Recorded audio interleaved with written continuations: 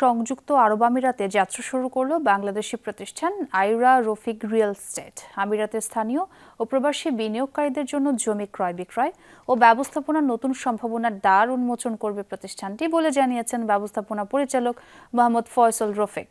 দুবাইয়ের বিভিন্ন গুরুত্বপূর্ণ এলাকায় অ্যাপার্টমেন্ট, ভিলা এবং বাণিজ্যিক প্রপার্টি নিয়ে কাজ করার পাশাপাশি জমি ব্যবস্থাপনা, বিনিয়োগ, পরামর্শ ও আইনি সহায়তার মতো সেবাও দেবে প্রতিষ্ঠানটি। উদ্বোধনী অনুষ্ঠানে উপস্থিত ছিলেন দুবাইয়ের বিভিন্ন ব্যবসায়ী ও কমিউনিটি ব্যক্তিত্ব। আমিরাত ও বাংলাদেশের মাঝে ব্যবসায়িক সম্পর্ক আরও দৃঢ় করতে কাজ করবে প্রতিষ্ঠানটি বলে আশাবাদ ব্যক্ত করেন উপস্থিত ব্যবসায়ীরা। ইউটা হচ্ছে সারা পৃথিবীর একটা বিজনেস হাব। সারা পৃথিবীর সকল লোক এখানে বসবাস করে।